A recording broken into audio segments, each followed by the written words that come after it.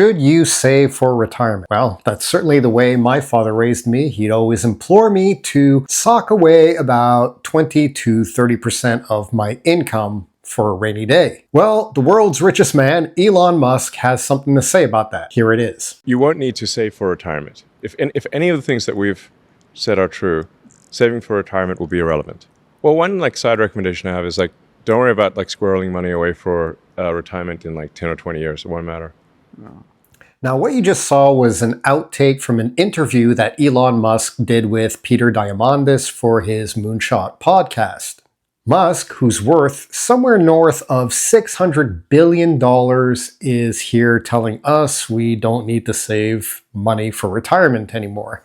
So I want to make a video about this because, first of all, much as I think that sure would be great. I mean, think about it. You don't have to save for a rainy day. There are many reasons why you should just keep on pushing on. One analyst I came across made a great point. He was like, think about it. 10, 20 years ago, we were predicting that there'd be flying cars by now, and there aren't. So you have to be very careful about who you listen to. We also have to think about the fact that Elon lives in a very different prison than the rest of us, right? $600 billion, that's your net worth. How can you even relate to people who have to save money, period? Things will change for sure. I've already done videos about how AI will eventually lead to UBI. And I really do believe that. It is true. There will be UBI, mostly also because governments won't have a choice. So I would personally say, never stop saving. I'm definitely not going to stop saving. I am making changes, though. I am making changes to my approach for my financial future. For one thing, we're holding steady on buying a house. We're holding off because there are just too many variables. And I know some people watching this might think, well, you can't go wrong with real estate. Well, ask that of the people who survived the Great Depression of the 1930s. Actually, anybody who was old enough to own a home back then is dead now. But the point is that the Great Depression taught us that no, real estate is not an end-all, be-all investment, and it can actually cause you a lot more financial damage than gain under certain circumstances. As I'm filming this right now, the World Economic Forum just held its annual meeting, and all I can say is everything's so up in the air that the last thing I want to do right now is to sink any money in real estate, especially given the winter we've been having. But that's a chat for an entirely different video.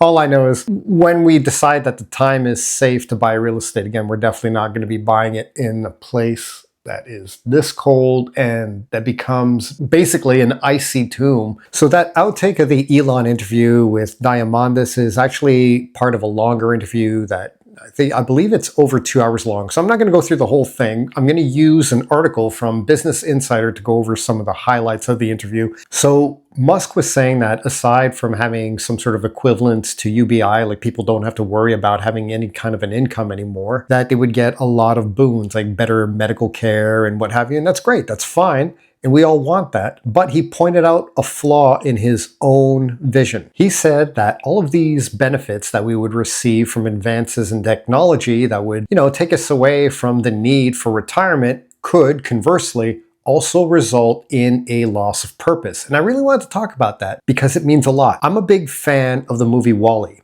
I don't know if you've ever seen it, but I implore you, please watch that movie.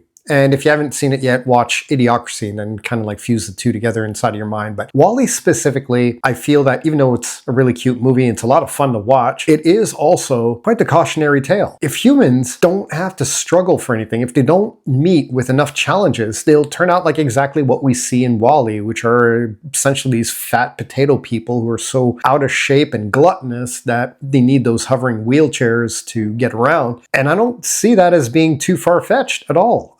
Look, I'm not saying that I'm glad that there are things in life such as war, such as cancer, such as even crippling poverty. But it's the desire to prevent these things that help give us a purpose. My father had cancer twice, so I really don't want to make it sound like I'm pro-cancer. I'm looking forward to getting it myself. Nothing, quite the opposite. But the fear of getting cancer helps drive us to exercise more, to eat better, to just make positive lifestyle effort. Most of us, I would like to think most of us, make a concerted effort to stay away from it. People quit smoking because they don't want to eventually end up with it, right? It makes sense. And it's the same thing with war. If you want to avoid war, what do you need to do? You need to practice your diplomacy. You need to fine-tune your negotiating skills. And everything I'm saying right now about war also equates to success and failure in business. If you don't want to lose your business, if you don't want to end up destitute, bankrupt, in mountains of debt, there are certain things you have to strive to master. And if we live inside of a society where people don't force themselves to do anything anymore, look how society is already going to crap with some of the younger generations. You have these men who basically have no testosterone left. They have no interest in getting laid and dating, anything. That's because they've already have all these new toys, technologies, what have you, to basically take them away from that need. It's a very slippery slope that we're getting on. Look, I know the majority of us hate working for other people. That's why I'm an entrepreneur. That's why I started a business, because I don't want to work for others. But that doesn't mean I don't want to work. I still want to keep occupied. Let's say for some reason someone was actually stupid enough to buy one of my businesses for 30 million tomorrow, right?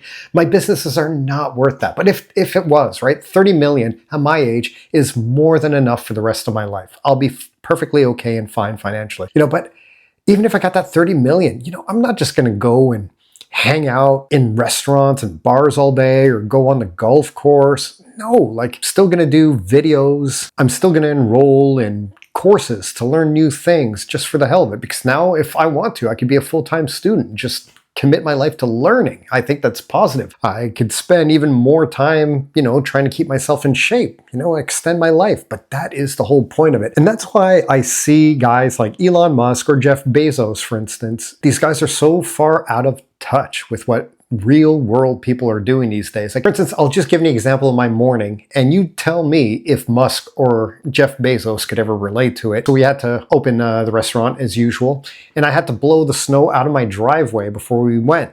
And it was thick this time because the humidity is a lot higher. And as I was blowing the snow, my cable, the cable that links the handle trigger that operates the auger on my snowblower, it just gave out.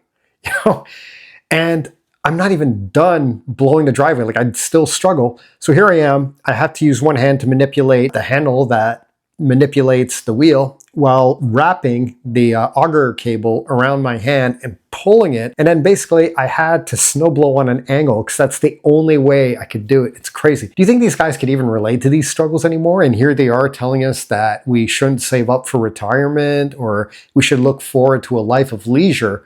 It's well, no, I don't want to go through what I went through this morning, but I also don't want to become one of those fat, roly-poly potato people that you see in WALL-E. All this to say, I don't know how you feel about Elon Musk. I don't know how susceptible you are to his advice, if you think he's all-knowing and that you should trust his vision. Let's say he is right. You saved up all that money and then you don't actually need it. That's a bonus to you. I don't know what it'll be worth by then, but I guess we'll see. But I would keep saving. I am going to keep saving, especially with the world being so unstable right now. So if anything, hold true to that old military motto of stay frosty. Prepare, prepare, prepare, no matter what. It's better to be prepared and to never need what it is you socked away than to find yourself suddenly realizing you followed some bad advice and now you're screwed. So before letting you go, just want to remind you, we have a free online community for entrepreneurs. I will leave a link to it in the description of this video. I hope this has been helpful. Save that money. Be careful what you listen to when it comes to Elon Musk, and I'll catch you in the next episode.